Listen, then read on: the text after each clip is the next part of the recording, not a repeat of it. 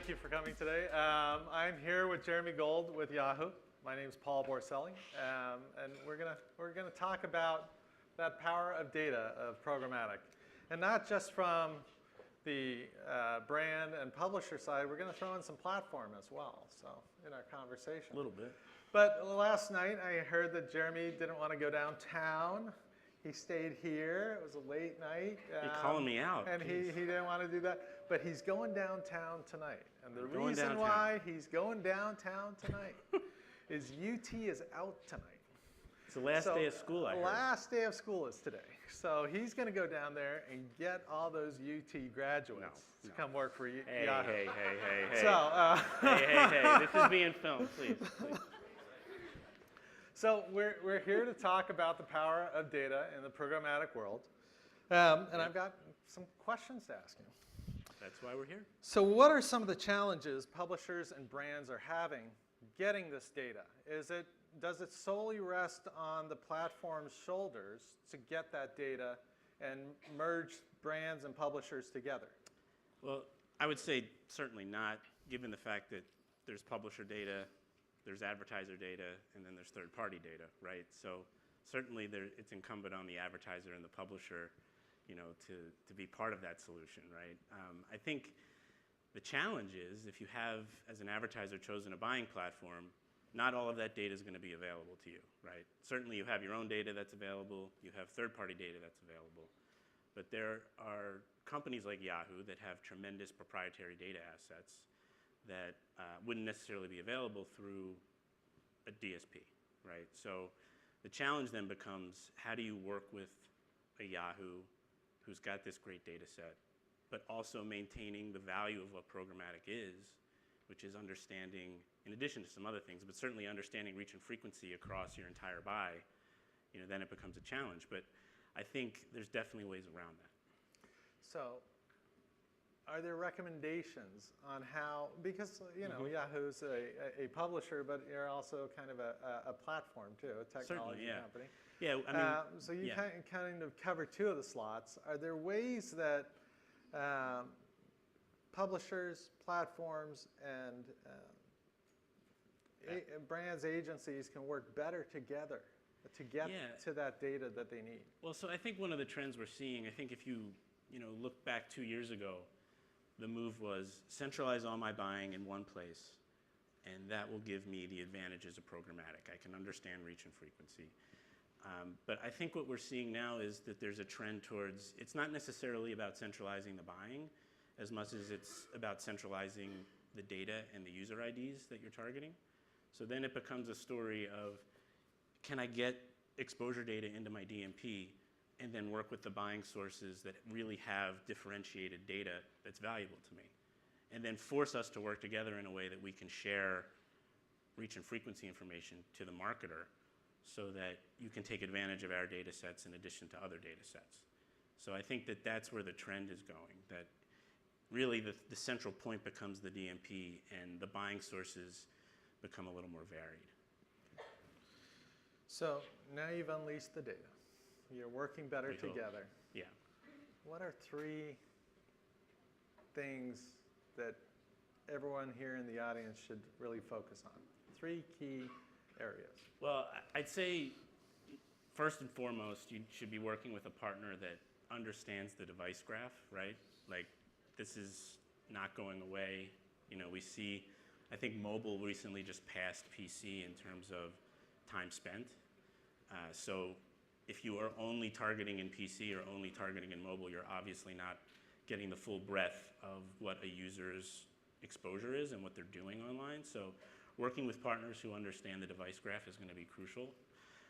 Obviously, we feel that we've got a pretty good handle on that. Secondarily, I would say nothing works in a silo, right? Like, a lot of marketers, just because they've had no choice, are forced to run a search campaign, potentially with a search agency or in-house or however they do it, and then they have the brand agency running, their display buys. But certainly if you can, even at a smaller scale, start to understand how those things work together, whether it's your video campaign, your display campaign, your native campaign, what is the effect of those campaigns on things like branded search, right?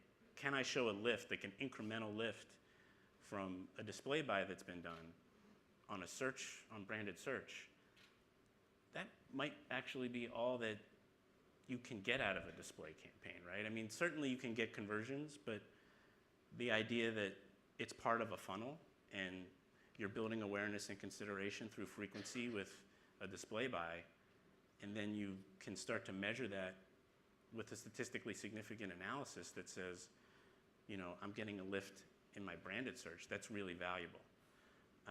So I think that's another key thing that we're going to start to see. And that bleeds into the third thing, which I would say is moving away from correlational attribution and start focusing on causality, right? I think it's going to be an evolution.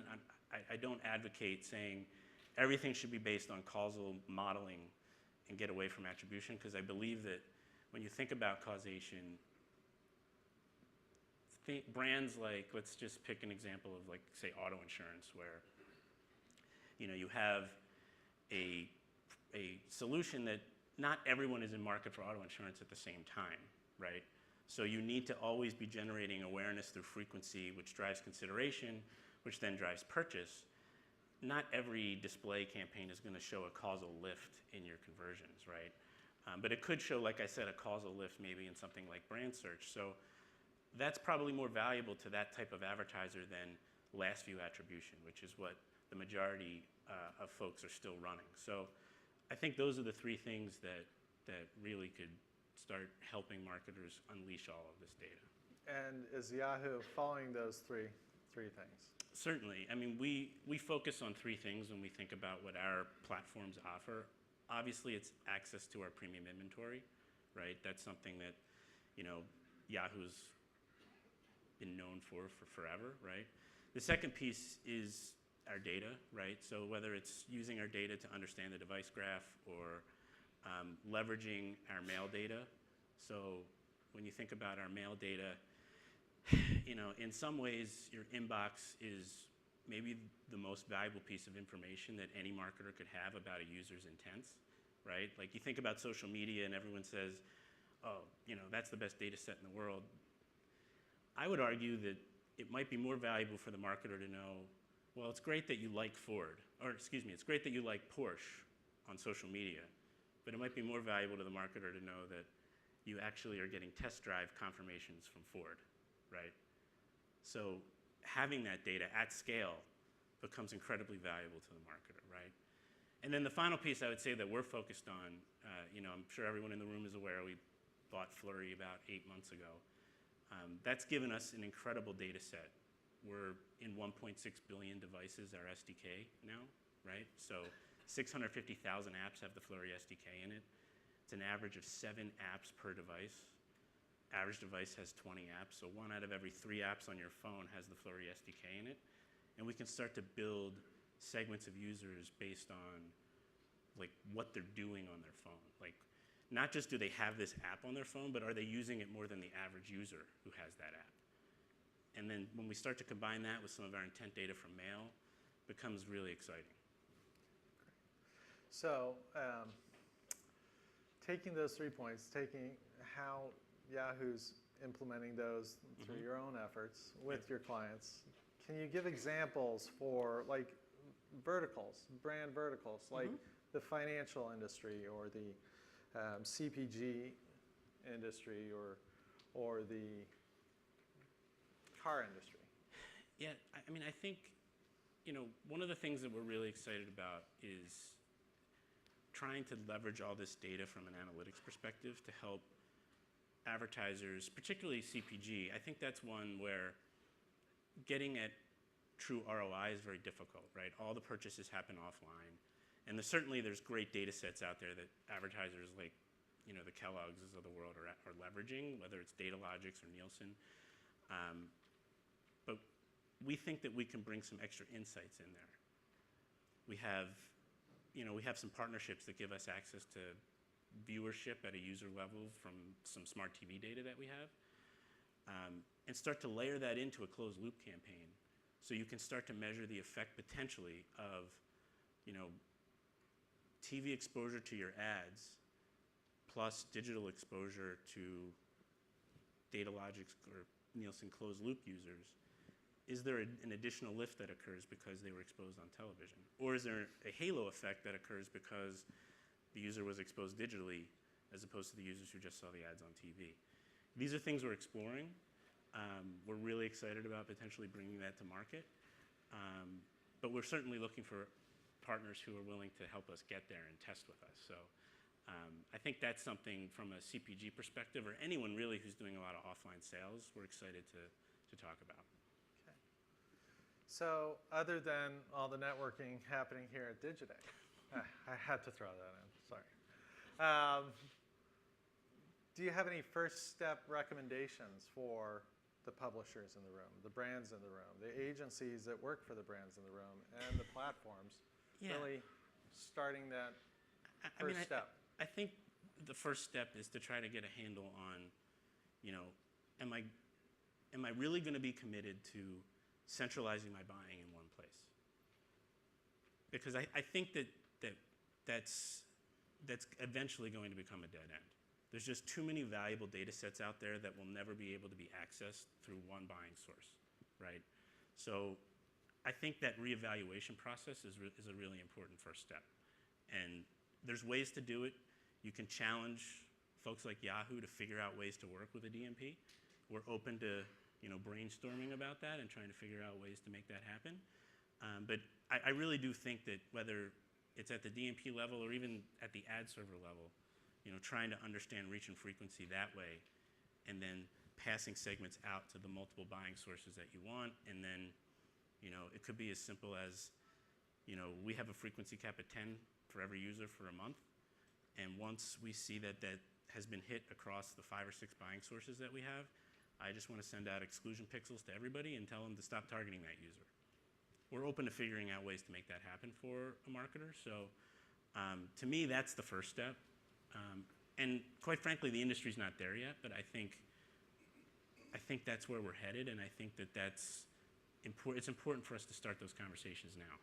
Okay, great. Do we have any questions from the audience?